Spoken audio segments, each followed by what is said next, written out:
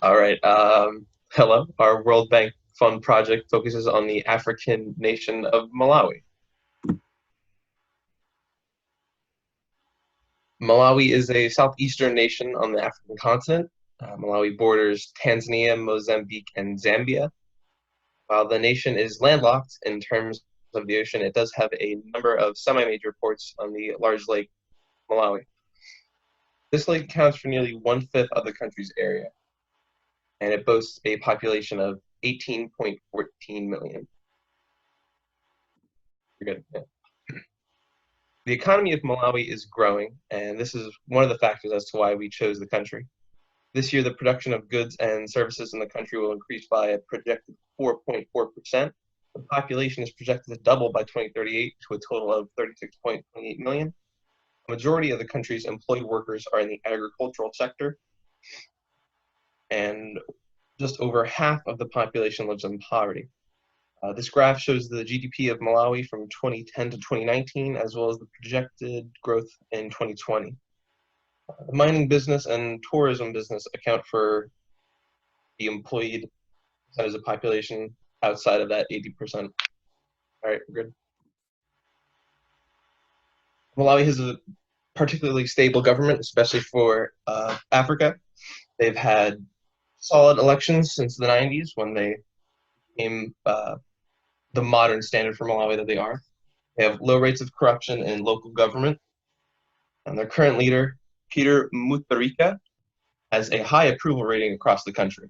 They have a strong self-defense force to protect themselves from any conflicts going on in the African continent, although it should be noted that there is only one small conflict going on in the area and has only impacted one Malawi citizen. They allocate a large portion of their GDP to research and development, 1.04%. However, that should be noted that 1.4% is a large percentage of GDP to be allocated in terms of African nations. Okay, some of the other major factors that we considered when selecting a country was the Human Development Index, which is pictured on the left. And this basically takes into account several social and economic indicators, such as the literacy rate, life expectancy, and overall standard of living. And as you can see from the graph, Malawi's Human Development Index has been steadily increasing, which can likely be attributed to greater access to healthcare and a stronger education system. Malawi also has access to significant trading ports, as Kurt explained, due to its many lakes and channelways, as well as its access to Lake Malawi. We believe that Malawi's growing economic potential, which Kurt also discussed previously, and its progressive government will allow its environmental concerns to be solved using science. So after we did some research into the main environmental concerns that Malawi has, we found that the major two concerns that are threatening Malawi are soil degradation and deforestation. Although a proper analysis of Malawi's soil has not been performed since 1992, it is estimated that over 8 million hectares of its soil is degraded from generations on top of generations of poor, unsustainable farming techniques. Much of the country's land has been rendered unfarmable, which is particularly threatening because of how much of the country's population and economy relies on agriculture. About 80% of the population is employed into the agriculture sector, so this was particularly concerning. And previous funds from the US have been sent to Malawi in times of droughts for food assistance, but there hasn't been significant land analyses in recent years, which makes it difficult to truly put into perspective like the magnitude of Malawi's soil degradation. Malawi has taken many of the first steps towards sustainable farming, including significant land distribution reforms that were implemented in 2015. So for our World Bank Fund, we decided that it would be best to break it up into three major objectives. First and foremost, we plan on educating the Malawi farmers in order to emphasize the importance of sustainable farming, as well as how to manage and upkeep the techniques that we implement themselves. Secondly, we will be implementing several practices of carbon farming, which will restore soil fertility and decrease soil erosion, which are both major concerns throughout the country. And finally, we plan for going forward for the government to propose an increase in environmental policy, which will help to monitor and enforce sustainable farming practices. And you might also implement incentives in the form of tax breaks and other things to promote and enforce the use of sustainable farming. And now Kayla is going to go more into depth on our project and carbon farming.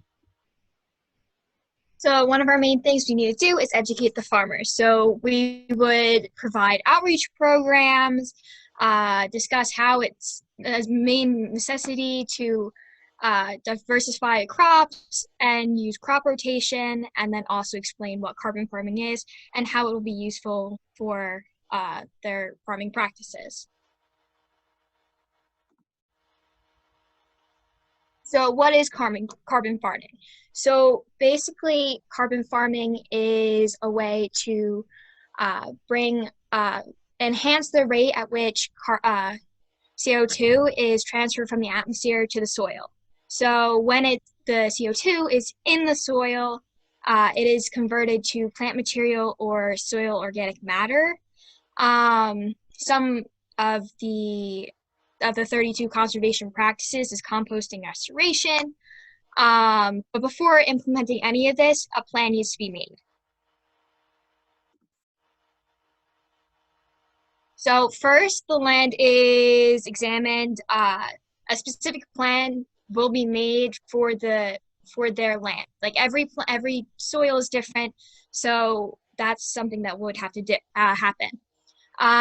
Once this plan is made and it's implemented, there will be things that are put into place to make sure that everything is going on the way it needs to be. So there has to be land management put into place to ensure that these practices are being utilized. From there, a specialist can come out to assess the land and how much carbon is being put back into the soil, so then they could get money for and be put into a cap and trade market. So here's just a list of all the different types of carbon farming. We will be mainly using 4 of them, which would be mulching, compost application, tree shrub establishment, alley cropping, and residue and tillage management. So mulching and composting application, that's just, it's a normal, whatever, normal composting is. Tree and shrub establishment would just be planting a lot more trees and shrubs around where they will be farming and just helping with the deforestation issue. Alley cropping is where in between the different plants that are placed, there will be a line of trees or shrubs that separate to help bring in more carbon into the soil. And then residue and tillage management, or no-tilling, would just be once the crop is done and it's cut away, just leaving what's left of the plants on top of the soil to help keep in moisture and the carbon. All right, now we're going to get into the finance of the project.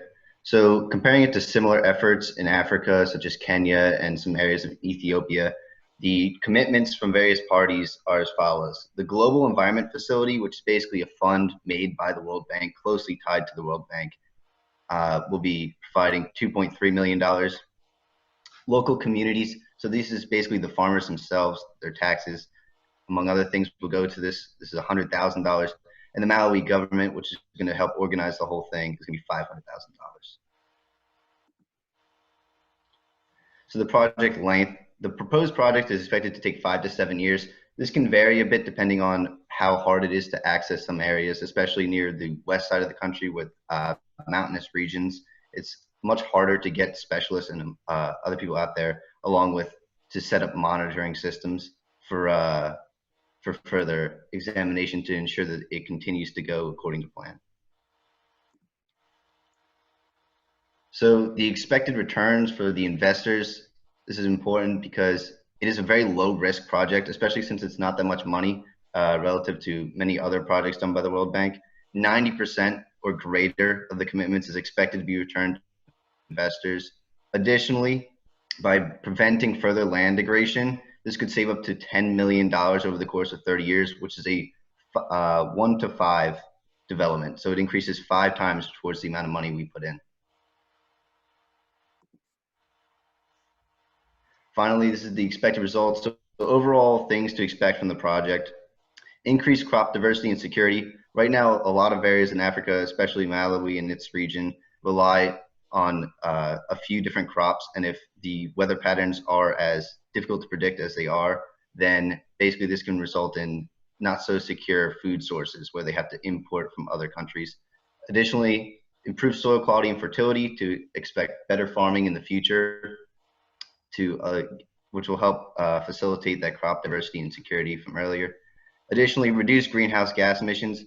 It is estimated that 10,000 tons of CO2 over 10 years will be reduced. This is based on other projects in Kenya and Ethiopia. Additionally, long-term soil protection policies from the government will also protect the future of the country and the region in terms of agriculture.